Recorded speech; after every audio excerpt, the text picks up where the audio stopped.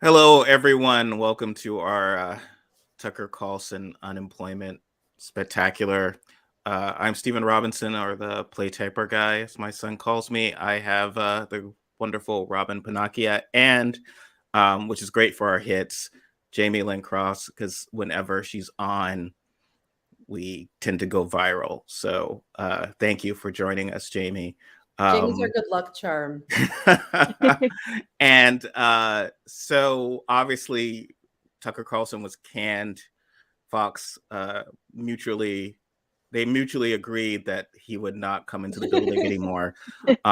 But there is a whole lawsuit involved, both with the Dominion defamation suit, but also the suit against him for aggravated grossness, which revealed things about him that would be obvious to anyone who watches his show. But as Robin and I think you've as well, but we've struggled with this with just often on the left, I get this sense of almost sort of snobbery that anyone who is wealthy, who went to a good school, can't possibly be racist or sexist. So whereas they're all pretending. I grew up in the Deep South. Mm-hmm. I went to school. I knew a lot of people, managers at my store who were Republicans. Obviously, they're Southerners, they're Bible Belts, white guys. They were voting for Reagan. They didn't like Hillary Clinton. It was not until I went to New York amongst the white liberal guys where I started hearing the C word dropped about Hillary Clinton, or where just a lot of vicious misogyny, a lot of hipster racism. So to me, it was always sort of like, no, I'm not surprised. And I hope this would kind of help. But Jamie, if you could, do you feel comfortable talking a bit about the case, or your thoughts about Carlson's legal issues, if there were? Yeah, I mean, and first of all, people who think that like if you have a good education, you can't be racist or sexist clearly did not go to my law school. But yeah, I mean, first of all, what you said is exactly right. Pretty much everything from that suit that we're hearing about is absolutely what I would expect to happen behind the scenes at Tucker Carlson's show, and it's also absolutely horrific. Commonly referring to women as cunts, and I get to say that because I'm a woman. Yeah. And just the completely demeaning and derogatory way he treats his staff. They also made sure to include some fun anti-Semitism against her, and like put a Christmas tree next to her desk and put a little sign on it that said Hanukkah bush. They're just charming people. Wow, that's evil. Like, I don't think they do that at Wolfram and Hart. They're just sort of like, oh, come on, we're evil here. We've got work to do. Yeah, so it was really, it seems like it was really important to make sure to like discriminate against people on every basis that they possibly could. And I mean, like, is anyone in the world surprised that the Tucker Carlson show would be a hostile workplace? That's the thing. Like, they're like, oh, well, it turns out behind the scenes, this guy was kind of a sexist. He was also a sexist in front of the scenes. But they didn't believe that, Robin. And I'm not trying to call out even our own colleagues on this, but I'm talking across the internets of liberal writing, inevitably. And I've written, inevitably it will be, oh, well, Kayleigh McEnany couldn't possibly be this racist. What she just said, that's racist or sexist. She's just saying this to the rubes because she went to Harvard. And I don't know how to respond to that. When I see it, I'm like, well, I'm stunned that you believe this. Well, no. There are a lot of white people who went to Harvard, who are racist and sexist and transphobic or homophobic. It's the idea that like somehow these people can't have these valid beliefs. So Tucker Carlson said those things, even though he belonged to the Harvard. He said these things act in order to like, reel in the rubes and what have you. And there's very much like a perception that that's what's happening. It's the same deal with Ron DeSantis. They also think, he's just pretending to be a giant bigot. but that's him. It He goes is to an him. Ivy, he went to an Ivy League. He knows better. It is more to the case that the act is the appearance of human decency. So if I would say a big change pre-Trump, post-Trump was, oh, we don't have to pretend that we're not this way. Before it was like, oh, well, obviously I can't do X, Y, and Z and not, I have to pretend. And so here it's like, well, no, I can actually be who I am. And I mean, I think all the stuff that Carlson has said or done, he believes. He knows what buttons to push, certainly. But yeah, he's an awful human being.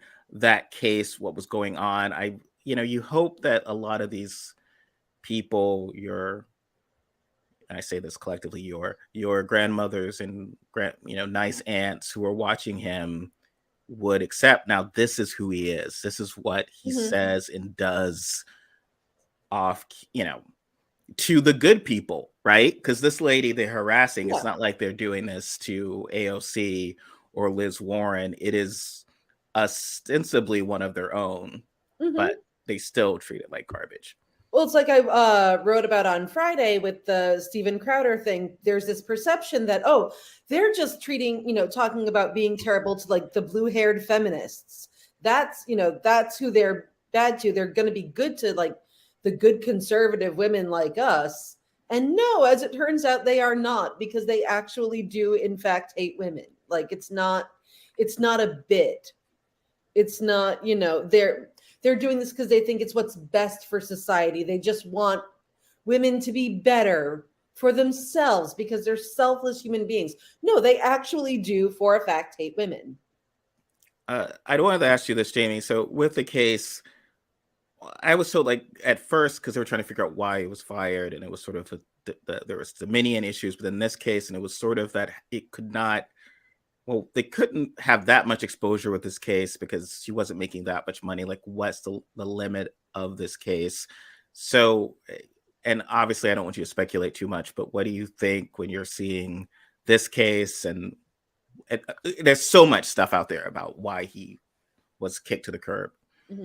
Right. And like, there's so much bouncing around, and like, I don't know that I really believe any of it, or even that it was just one thing, because all of this is kind of happening at the same time.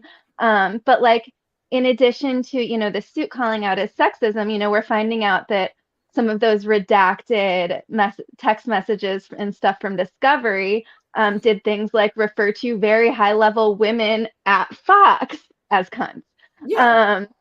And I also read that, like, while the lawyers were all aware of what was in those documents, that the like top brass, I think that was in the Wall Street Journal piece, that the top brass actually was not aware of the content of the redacted messages until last week. And you know what? Even if those emails had absolutely nothing to do with the plaintiff in the sex and religious discrimination case, you can bet that that's still going to come up, and because it's absolutely relevant to the claim. It's not a big money case the way that Dominion is, but that is a huge fucking settlement, even though, a lot of us, including me, wanted there to be, kind of more non-monetary relief included, like honor apologies, that kind of thing. But we also can't forget that Smartmatic still has its like $2 billion suit pending against Fox News as well. And we don't really know, what's come up in that case, as far as like, we had seen a lot of the Discovery and the Dominion suit because of the summary judgment briefing and stuff, and Smartmatic isn't as far along. So I don't know. I'm kind of wondering if it's just like a culmination of things. I've been reading like everything I can because I just like have taken great joy in Tucker Carlson getting fired, frankly. And it's like there are so many different reasons, and it's like, are any of the, because like on the one hand, like, of course you should be fired for saying the things that he did, but also like we're talking about Fox News. Do they actually care? Like, they have to know that these people are creating hostile work environments already. Well,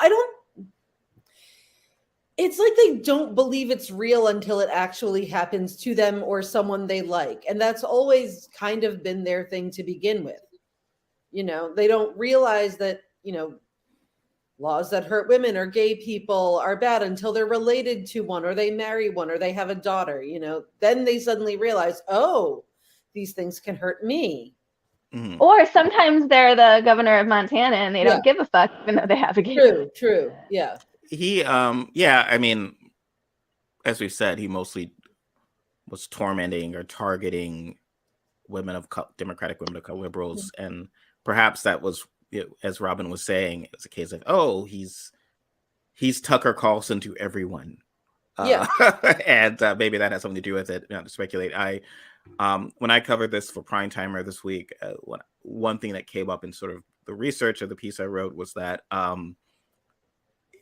he had a talent, if you want to use that word, for pure evil, for really stirring up, targeting people, particularly, and again, women of color, but men of color, like Miss Stoll is one of them, and sending trolls and harassment directed toward them in ways that, you know, he's gonna come back, but not having that primetime slot is going to be tremendous for a lot of people that he was targeting and harassing and essentially setting up for stochastic terrorism and so forth. I'm always wary of, I call it the cop out, but sort of the Ted Bundy cop out. Like when Ted Bundy was saying, I would have been a decent guy if not for porn, and sort of conflating cause and effect. And it comes up a lot with, I can certainly empathize with,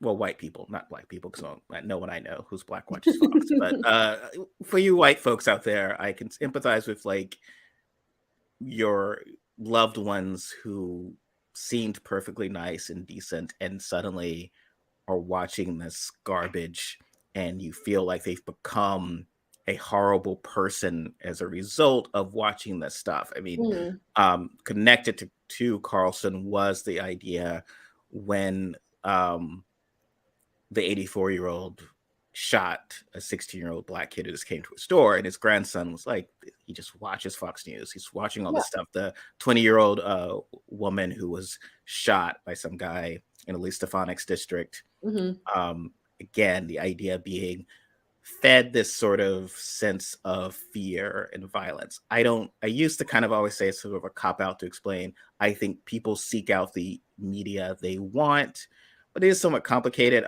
Because I'm a boring middle-aged man, I was watching some X-Files reruns, and there's one where the guy, he's got the oxygen tank, he's a shut-in, right? And all he does is watch TV. And what he's watching, and what's on is, you know, a Cary Grant movie, right? Or game shows, infomercials. It's banal, right? Like that's, if you're just sitting at home, you never leave the house, what's in front of you is going to be either harmless or banal or stupid. But, you know, it's Gilligan's Island reruns. It's not someone yelling at you about why immigrants are coming and changing your world and your culture, and people are coming to kill you and hate you and do everything that's terrible. I mean, one of Carlson's final episodes was talking about how like California Democrats were trying to corrupt democracy by having people vote who aren't white people. And his thing was sort of, he would at least acknowledge, not at least, but he was acknowledging something that often Democrats refuse to acknowledge. And so but he's acknowledging it in the worst way. So the common that we've heard for 15 years has been, oh, America's gotten less racist. We elected Obama. It's like, well, not we actually. Like if you looked at the demographics, if the percentage of the white electorate had remained the same as in 1984, and the black and the Latino electorate had remained the same as in 1984, McCain and then even Romney would have won by Reagan level blowouts. The only thing that changed not the pattern of white voting. The only thing that changed was the shrinking electorate. The demographics. And he was speaking to it and fanning that flame. It's like, oh, here's why you feel like, no one voted for these people. And he will say these things. He would say it, right? No one voted for these people. No one gave these power. He's so clearly it's a scam. And, Yeah. And it's easier to pull the scam, right? Yeah. It's like not knowing anyone who did something in your small world. You're kind of like, well, who put these people in power? I don't know anyone who did. And so it was always very dangerous what he was doing. Oh yeah. Well, here's the thing. I think part of the reason why he is so compelling for these people is that, he starts out by he, like Donald Trump and like a lot of other people, start out by telling them the story that they want to hear about themselves. Like, that they maybe didn't know that they wanted to hear, but they like hearing the story in which they are they're the heroes. They're the ones who are really oppressed. They don't have to feel bad about oppressing others like they've been told. They're the ones who are oppressed. And I think that's a very appealing narrative for people who, are stressed, are just not, they don't really think about things too deeply and they want to be the good guy. And so if you tell them you're the good guy, you're the one who's really oppressed, that is a very deeply compelling message, I think. Well, right. And you're brilliant. That's the, Yeah. And also, within that same demographic, there are a lot of people, and, this is a lot of people generally right now, struggling, financially with inflation or, unemployment right now isn't as bad as it was, but like during COVID, especially, everything's terrible. And, making people want to hear that it's not their fault. Yeah. It's someone else's fault. What all these bad things that are happening to you, here's who you can blame for it. It's so much easier if you have someone to blame for it. Oh, absolutely. It's a simple explanation, and people like simple explanations. But beyond that, when you talk about his audience, because often people say, well, he talks about himself as being as populist. He's not, but he's as elitist as, he's as member of the elite as, say, Don Lemon, or who's no longer employed anywhere, but Rachel Maddow or Joy Reid. But what comes to mind, though, is, and it's something you have to address, when you think of like working poor white people, they're listening to Tucker Carlson or Hannity or Laura Ingraham. And there's no democratic version. I don't think that there are many working in a factory just getting by Black people or Hispanic people who might be inclined to vote for Democrats, who are having that connection to Rachel Maddow or that. And I would argue, in fact, that no one in MSNBC, from Maddow to Chris Hayes or whatever, believes that that's who they're trying to communicate with. They're trying to communicate to us, not to those folks. They'd be surprised. Whereas I think Tucker Carlson really wants to be communicating to them and connecting with them in a way. I mean, for evil, but he's doing it. And there is no liberal sort of version of that. There is sort of, that's when Lemon lost his job on the same day, it was very telling to me, because Lemon was someone who, as Robin had noted years ago, was joining Rick Wilson and mocking poor people, and poor Southerners based on how they spoke, linking Trumpism to being poor and white person of Walmart, which, well, actually all of Trump's strength comes from every rank and file Republican who supported him in the general election, who spent, like Lindsey Graham, spent months saying, this is who this guy is. And then like, okay, well, no, now we're on board. The poor people, the people that's easier to mock, they are a relatively small part of the base, but enough of one that the movers and shakers, your Nikki Haley's, or whatever, it's like, we need those people. So but they're as much as part of that as anything else. Well, I think part of the assumption on, the part of that sort of part of the Democratic circle or what have you, the left-wing circle, I don't really consider them left, I consider them more centrist, but whatever, is sort of that it's common sense that people kind of skeeve poor people. Like, and they kind of see it that way. Like, they're like, no one wants, that's not aspirational. They want to be like us. They want to be, fancy people and what have you. They don't want, they're, afraid to be associated with, the working class. Even the working class people don't want to be associated with that. And to some degree, that's true. Like in America, everyone thinks they're middle class, but less so these days. I feel like that's becoming less and less true as, we do become more economically disparate. Like it's not as cut and dry as that, because not everyone is really feeling super middle class these days. Yeah, I remember, again, when we knew New York, or being around with other colleagues who were white, and this white lady who would often find herself as growing up poor. Parents didn't have much money growing up, and of course they were now very wealthy, but at the time they're growing up poor. But her father was just a cheap SOB, who just, this is all the money that you can use for shopping or whatever. I'm saving or whatever. Yeah. And even then, it's not why he got very rich. I mean, it's all stock market stuff, but it would be, that friend of mine, she described this, and, she would show photos of her house. It was like, well, that's, for me, where I grew up, white or black, that's rich person's house. That's there's a yard. There's no car on blocks on the yard. Like, this is like, you're doing all right. But yes, this idea of I was middle class. I was not. And of course, when you are truly working class or even middle class, you have to go to work. And if you don't go to work, you lose your job. But that's sort of my less than subtle segue to California's senior Senator Dianne Feinstein. So Robin and I had talked about this weeks ago. So people are going to get mad at us again. But it's still an issue that's not been quite resolved. So we do not have a functioning. I remember, roll it back.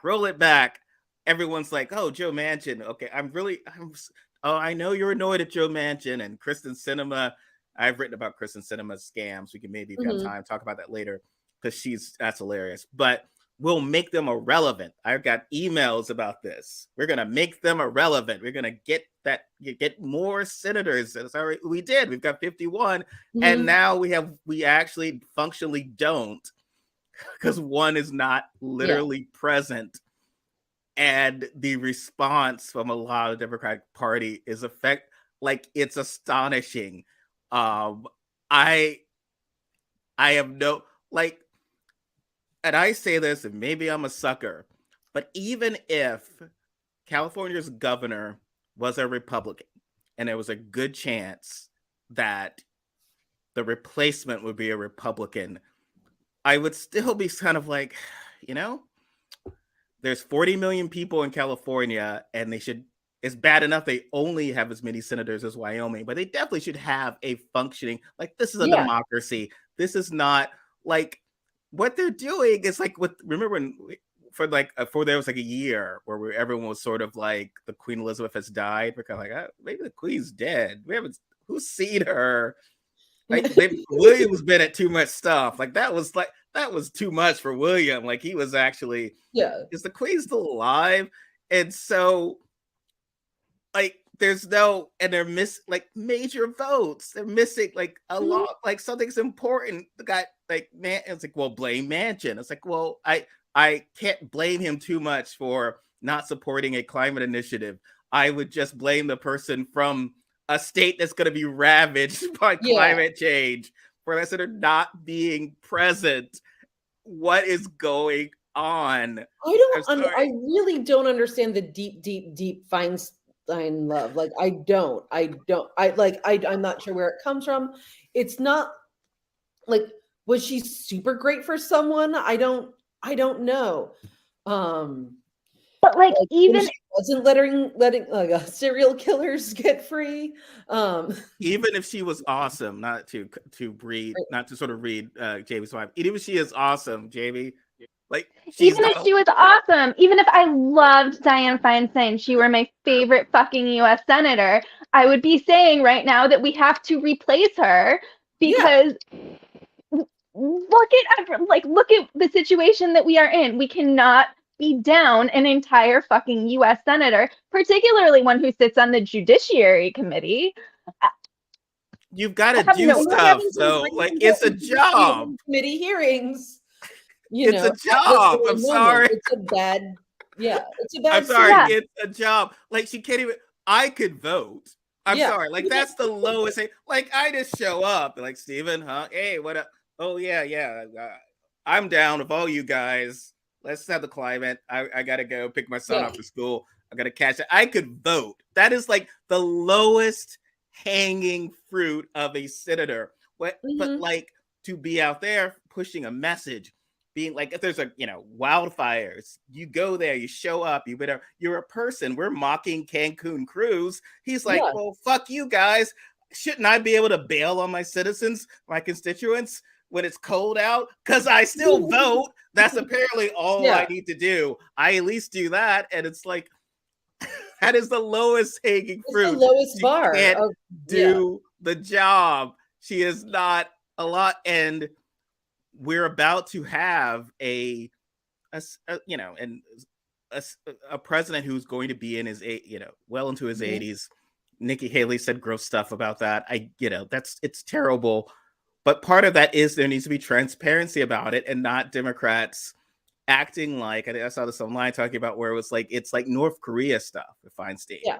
It's just like, Feinstein's fine. And here's this interview from her colleague from Michigan explaining why Dianne Feinstein's fine. And if you talk about why she's not fine, you're a sexist. It's like, well, shouldn't you be quoting her? Like, because when I had my Elvis is Still Alive and Great interview, as told to Stephen Robinson, no one would publish that. Amy Winehouse is still alive, and she told me personally that everything's great. And if you're questioning that maybe she's not alive, she's alive. I can't tell. Like, part of it, I'm not to be ageist about what 89-year-olds do, but of course, there's no TikTok, right? There's no Twitter video of her being like, hey guys, these damn shingles, and I'm coming back. It was like not do a Weekend at Bernie's-ing her. Like, that's what they should do. Just hire some people to walk her around, raise her hand for her. Well, at Stabenow, and I think Pelosi had done this as well. It's just like, well, Roy Kanya and other liberals only saying that, I guess, with Barbara Lee, right? Because they want their person going in. It's like, okay, well, why not your centrists or your mainstream? You should all be saying that California should have a functioning senator, and Democrats should have a functioning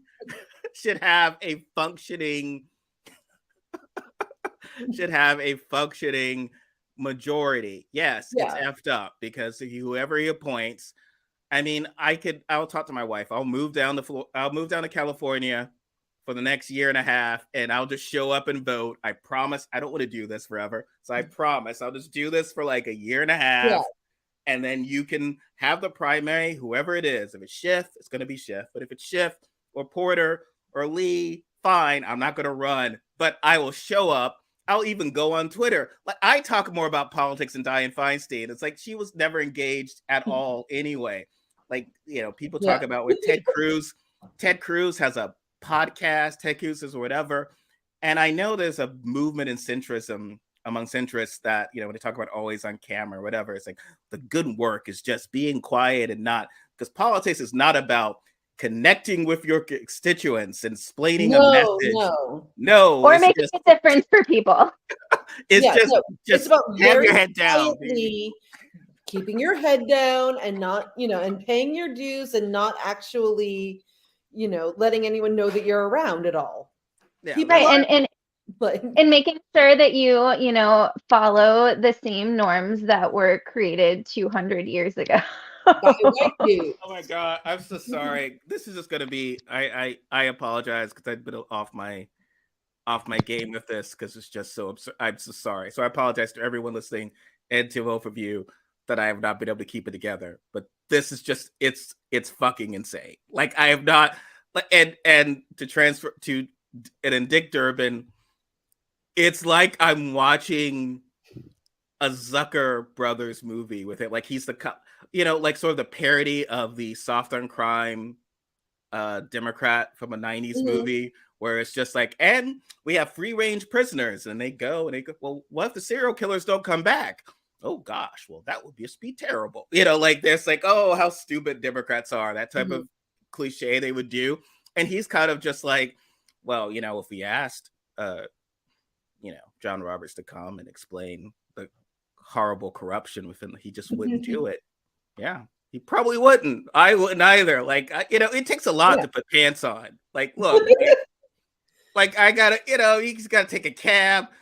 He's not gonna walk all the way to the Capitol. He's got to take a cab. He's got to go over there. So it's like, yeah, he's probably gonna say no, right? Like, it's just like, yeah, like the Senate should probably have more accountability than my wife. But I'm kind of like, hey, this baby shower. I'm not going to that shit. Like, that's be my immediate response. Our friend's garden party. I don't do that, but like, I know, like, I gotta do it because you ask them, and then if they don't come, then you make a thing out of the fact that they didn't come. The last time we tried this was in 1953 when I was alive. So it's already and no one did anything. Well, I mean, he's conscious. It's a sitcom. Sorry, I'm not going to be able to keep this together. So Dianne Feinstein was originally the head of the ranking member of the Judiciary Committee, and then she was hugging Lindsey Graham and completely botched the Amy Coney Barrett hearings. Talked about how great they were. Well, these were the best. This was the best hearings I've been to. That's what matters. Like what? Like it was a complete scam. Bumper boo. Well, no, because Graham at many points broke, like, even by your institutionalist rules, he broke multiple rules to advance her, and so she was. I mean, Feinstein's not even all there, and so okay, fine. So Schumer goes and convince, like, maybe you should step down because you don't really know what year it is and whatever. And then we get Durbin, who is in full control of his faculties. He just aren't very good. It's just like, like me playing basketball. It's like, I'm not injured. I'm okay. I just can't shoot worth a damn. So I'm no help to you at all. Yeah. That is basically where we are with it. No, that it really is. It really is. And on so many different levels too. I mean, like, is now when we want to start talking about blue slips? Because I've got a lot to say. Please do. Yes. Take it away, Jamie. For Dick Durbin are actually not a Zucker Brothers movie character. No, like it's honestly, it's even worse than, like, when I say that people like think that they're living in West Wing, but that's not even what Dick Durbin is doing. Like, you're right. It is closer to just like pure comedy. And so, Dick Durbin has decided, as the chair of the Judiciary Committee, which needs to advance all of Biden's judges in order for them to actually become judges, has decided that the most important thing to do is to follow not even a rule, but a courtesy that has been in place to allow home state senators to unilaterally veto judges from their state. And so, like, just to put a little context in this from the last few years, since this is a completely archaic thing that shouldn't exist anymore, under the Trump administration, Democrats, and again, this was another thing that Democrats were like, we're not going to fight fire with fire. We're going to pretend everything is nice and normal. They returned 130 blue slips for Trump judges. And we all know who these fucking Trump judges were. Yeah. But they were still like, we need to play nice and we're going to just keep governing like everything is normal and we can all be friends and go hang out at the Whites Only Country Club after this. And and then we get our miracle. We win the Senate, which we shouldn't have. We've got a Democratic president. And we've decided to make sure that Republicans have the power to torpedo Biden's judges. And so I said Democrats, they returned, I think it was 130 blue slips under Trump. So far in these first 2 years, under Biden, Republicans have turned, I want to say 14. Which again, not fucking surprising. Like, yeah. Well, they're using every tool at their disposal. And what's interesting is Durbin recently was sort of like, one got returned and he was like, this is progress. And so the type of judicial nominee in South Carolina who Lindsey Graham would approve would be, and I think this came up during Ketanji Brown Jackson's hearings when he had wanted someone from South Carolina who was also a Black woman, is usually far more conservative, far more less likely to be progressive, which is the type of judges you would need in these states where the legislatures and the governors are right-wing zealots. Like, you actually need, that's even more so. So the fact that he's kind of moderating liberal choices, and then when Democrats at blue states, as you were saying, for their courtesies,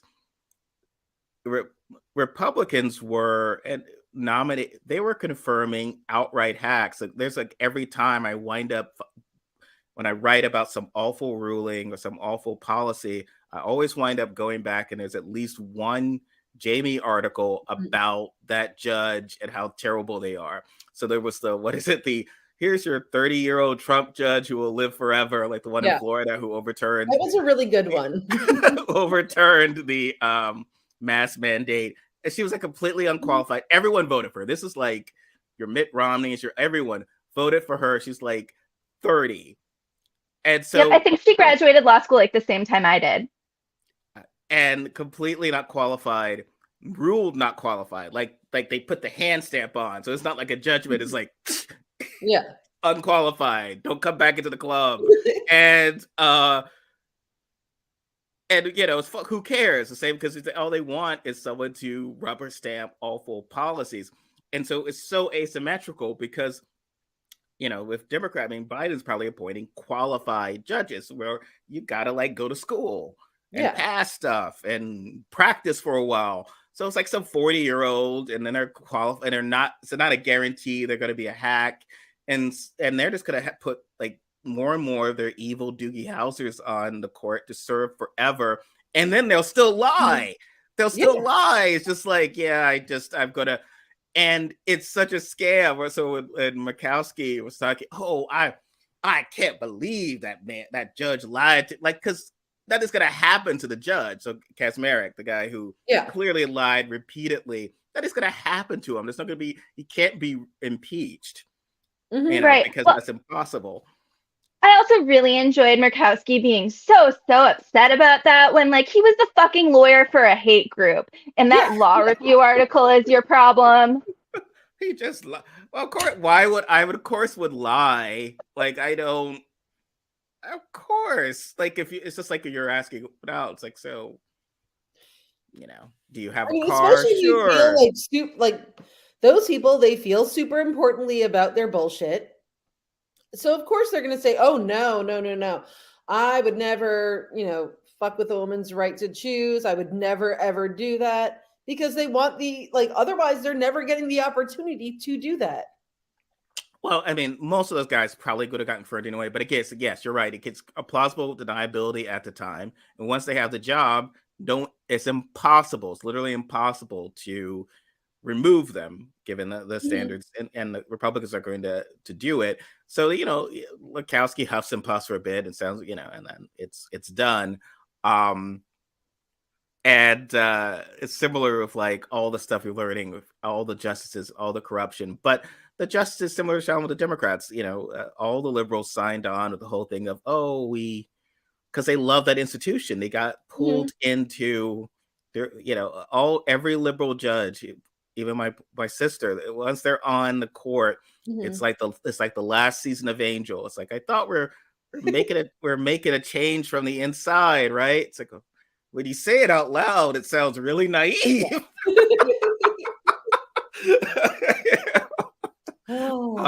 Except no one got like all of the law implanted into their brain. Exactly. It's like, maybe these guys, maybe it's corrupt. I mean, because you've already been at the house with John Roberts, and they brought out the robes and like the screaming homeless virgin or something. Like, no, God, no. And someone hands you the knife. It's like, I guess I got to do this. And you do the sacrifice, and I don't know. So you're part of that world.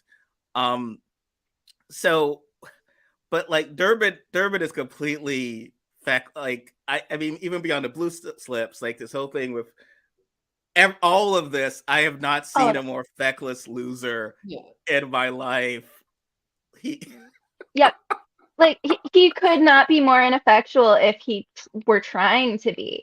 And because of his blue slip nonsense, there are about 100 vacancies on our federal courts right now, and Biden has only even nominated about 38. And a lot of that is because those are in states where he knows they won't return the fucking blue slips. Meanwhile, Durbin wasn't even like, you know what, we're going to continue the Republican blue slip policy that they enacted under Trump. He was like, no, you know what, we should really make it easier for Republicans. Because Republicans did away with the blue slips for circuit court nominees, and they went to only one. You only had to get one returned blue slip for district court. And Durbin's like, no, you need both for all the judges. That doesn't. I don't. It just seems like when the DNC sends those emails asking for money from working people, and they're like, democracy is at risk. This is really serious. Please give money you don't have so that we can raise money and win these seats. And it isn't risk. Yeah. But the Democratic Party, and particularly national Democratic leadership, is doing fuck all about it. Yeah. Well, it's just like trying to run things as simple. Like when Stabenow's talking about, well, no one's complaining about, and a lot of the Blue MAGA crowd. So their immediate thing when Connor was whatever, and a lot of folks saw your Hackett or whatever, like, okay, at that most recent thing where Manchin switched and whatever, it's like, okay, this is too, come on. It's like, well, obviously sexism. You're not. People aren't asking for Grassley or McConnell to resign, and I just lost it. I don't know if you saw this tweet. I lost my shit. It was like, okay, so you understand that there are 49 Republicans, including McConnell and Grassley, and they all fucking voted. So that is, they are not. That's not the problem. To the point where the defense of Feinstein is becoming like every right-wing criticism of identity politics. So it's just like, you're a kind of like, oh, Stephen, you never show up to work. And when you do, your product's not very good. I'm probably going to have to fire you. And it's like, well, this is obviously because of my race, because the white guy who shows up on time and actually does work, you're not firing him. And you're like, what the fuck? Well, what are you talking about? So it's like, clearly this is not about her gender. It's not even about her You just want someone age. to do their job. It's not that Because hard. Grassley's showing up. He entertains us with crazy tweets. So if Feinstein at least was flipping around a crazy tweet that I like, oh, all right, she's posting tweets. They're clearly not. They're all these North Korean tweets from people who it's not her. So she's like it's not at all similar. And Stabenow was talking about Strong Thurmond. So again, but this is fucked up for many reasons. One, here's a big history, little pop quiz. When did Strong Thurmond die and go to hell forever and ever? When was that? 2003. Yeah. It was 20 years ago. So you had Durbin talking about 1953, and you got like people talking about 2003. Like, if you're like a 30-year-old who's from California and you're like, I don't have one senator. Oh, you're mentioning that guy who died, that old racist who died when I was 10. That's great. What? And also, stab it out, it's a different Senate. It's the Senate where Ted Kennedy and Joe Biden would be like, oh, right, we need to shuffle the votes, even if it means a horrible right-wing bill will pass so that Strom Thurmond can vote on time and he's ill. Of course we'll do that. We would never withhold unanimous consent. Oh, whatever accommodation you need, because we're all the country club stuff that we're all doing this. And that's not the Senate now. They wouldn't even allow a temporary replacement. They're exploiting the sick old lady's health because they're gangsters. And so, well, this is the thing, because quite frankly, they're actually doing the jobs that they were sent to Washington. Exactly. That's what the people who voted for them want. Not to be a country club. Yeah, like they weren't elected to be members of a country club, Robin, but to actually advance their agenda. They're not. They have not been elected to go and be the get along gang. Well, it's one of those things that just because it does. It's like with the filibuster. It's like my cinema's problem. Like no one cares. It's like, well, the reason you can't have a child income tax increase, why you can't have minimum wage increase, child tax credit, is because the filibuster, and here's really all these things, and here's why we can't break the filibuster to protect, literally abortion rights, all this stuff. The average person is like, what? And so when Republicans are like, oh yeah, like first we explain why you should be terrified. So here's what these crazy queers are going to do. And then we're going to break every norm to protect you. And it's like, well, yeah, I want you to protect, get all Stabler. It's like Law and Order SVU. It's like, oh my God, get all Stabler and protect me. I was swooning. Like, yeah, I used to, Stabler, protect me. Because like, it's obviously the bad guy, right? Yeah, beat him up. Wait a minute, why am I saying this? But it's like that connects to human. It's a human instinct. Shoot someone, like it just connects to a human instinct. Or a guy kills a kid. Sorry, my bad. It was I got that backwards. That episode. It just connects with a human instinct. So Durbin, they do not sound like human beings. It is a problem. Democratic Party of this gerontocracy. They care more about this. It's not like I'm worried about, oh man, if Feinstein loses her job, man, well, her kid, her 12-year-old and 6-year-old, who's gonna feed them and whatever. She's a multi-millionaire. Yeah, she's fine. Like I don't. So sorry, I don't give a fuck. Like the average person.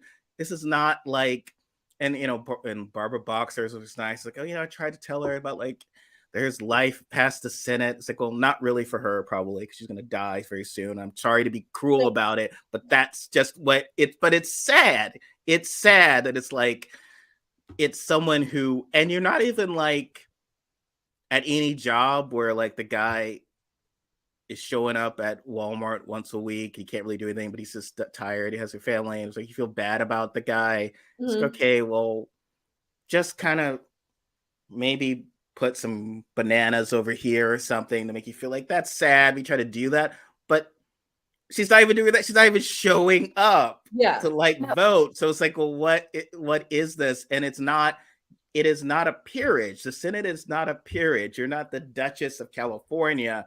You're just an elected official who can't do their job.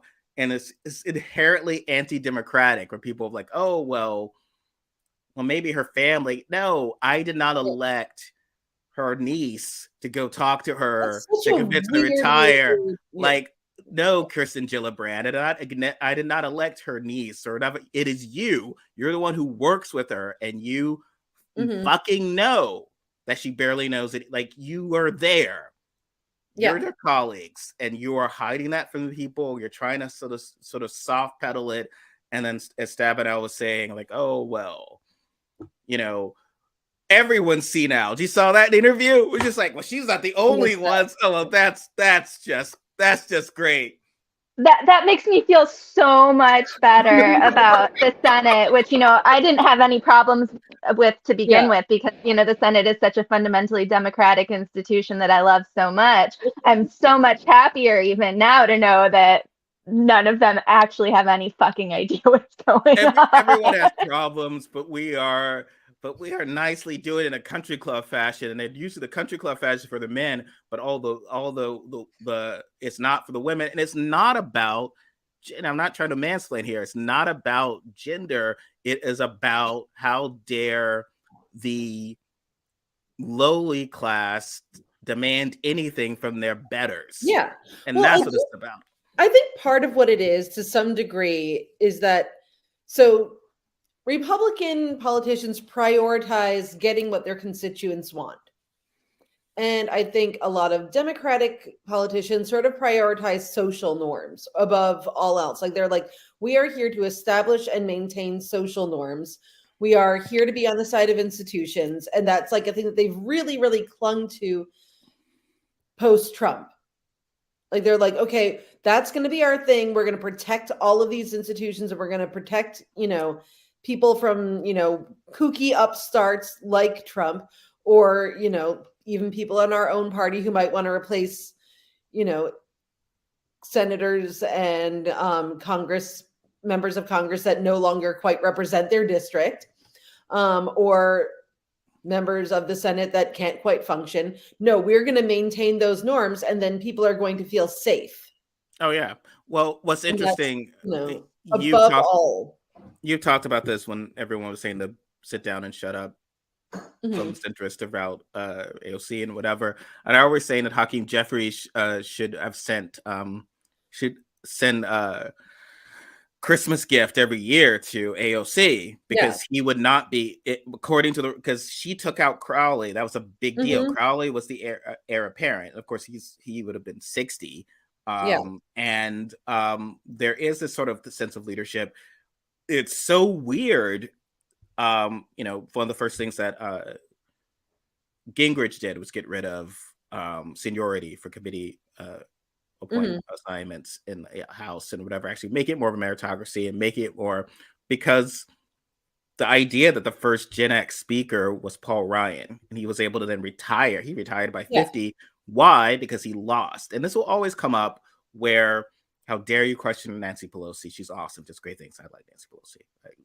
I am less inclined to be diplomatic about Schumer, but the idea is like, well, in 2016, we got our asses kicked and our leaders didn't see it coming. Yeah. Like, Pelosi was quoted multiple times, along with Schumer, saying, what are you talking about? Get out of my face. There's no way someone like Trump would win. And so, generally speaking, you should have your leadership should have be wiped out and replaced by leadership. It's not saying that I was pro someone like Tim Ryan. I disagree with him on many things, but there was this weird communication of like, oh, well, we got our asses kicked in 2016 because we appear too elitist. We need to have sort of to be more working class, to grab those folks in the Rust Belt. But we can't be led by those people. We still want to be led by very wealthy types from the coast, not working class people, but are very elitist leaders. And whose turn it is. And that is it's the whose turn it is thing is such a big deal for Democrats, because that's part of the social norms thing. You can't have some like Obama was traumatizing for a lot of them because it wasn't his turn. What was he doing? But by the time you do the turn, that person is no longer a normal human being. So what's going to happen with Hakeem Jeffries is that Republicans, let's say in 2025, because Kevin McCarthy is on a glide path to securing a Jeffries speakership. So he'll be in his mid-50s, and Republicans will go after him as a coastal elitist, sure. But everyone's talking about, oh, well, he actually isn't. He grew up, whatever. And instead, but it's all be stuff from like 30 years ago. And then it's like, well, and then Republicans like, well, no, he worked on hedge funds and Wall Street, and he's actually does well off, and he's whatever. He actually isn't one of you. And part of that's racist, and part of that is also going to be true, because for the past 30 or 40, he hasn't been, right? And that is a big problem because the leaders wind up being far, far, far removed from ever having lived a normal life. And, the Paul Ryan plan, where you go in, you're the young gun, right? Then you're a speaker, and then you leave and cash out. But if you're a Democrat, if you're a young Jamie or someone like, I would like to go and run in Wisconsin or whatever, it's like, okay, well, here's the leadership plan for you. That's what the leaders will tell you. Sit down, shut up, don't make a scene, repeat the talking points from the 90-year-olds, and you'll get on a good committee when you're like 55, and then maybe we'll let you maybe think about Senate like when you're 70. And then you're like, okay, well, maybe I just won't do that. I think there's a generation of potential Democrat leaders who are kind of like, who did not get involved because they're like, there's no path for me to do anything constructive. Oh, absolutely. And like every time that I point out something like the fact that the Senate Judiciary Committee has never had a female chair, everyone's like, well, that's because it's based on seniority. And I'm like, yeah, and that's by doing things based on seniority, it's just further entrenches the same old straight white cis dudes who don't actually fucking do anything staying in power. And it's dangerous because then you have the Gingrich response, which is always the response towards, well, Democrats talk this game, but if you actually do want to get results, if you're a young woman or a young person of color, I've gotten rid of all these things. And so it's a true meritocracy. You could kick ass and get on this chair because all that matters is the noise you make. And here's the power. And we have our most vilest people out in front, and they're the ones with the power. Instead, it's like, oh, well, we're going to say we're about representation. We're going to say this is important, but our chair's going to be headed by like fossils who, because of seniority, to the point where it's like, oh, can we get that young Klobuchar who's like 60? I was like, I'm not trying to be a jerk here, but it's just you're supposedly a youth party, and it's supposedly a party that has some connection to normal human beings. For a very long time, there weren't even like a lot of like Gen X politicians. It was all boomers for Democrats. It was all baby boomers, and there are younger millennials, I think, who have gotten in. There aren't that many older millennials. Well, and it's like that whole like sort of like chunk of people, I would say like younger Gen X and older millennials who are just kind of like, well, that's for the older people, I guess. No one's ever getting in there. Well, it's such a commitment. You really will have to step in. You have to be inclined to just sort of sit there and just do your time. And for a lot of people who are ambitious, it is one of the pro kind of anti-socialist arguments. Like, right, like if you are talented and ambitious, you're not going to be at that job where I think many people, maybe not us, but I know myself, I've been in that case of where, well, okay, well, if this is the situation, it's all based on seniority, I'm going to bail because this guy's never going anywhere. Yeah. So why should I stay? Like, I'm going to go and do my own thing. Advancement, as they say. Exactly. Like, because I can't, even if I'm kicking ass, you'll just tell me, well, this person was here before you. So I don't want any part of that. And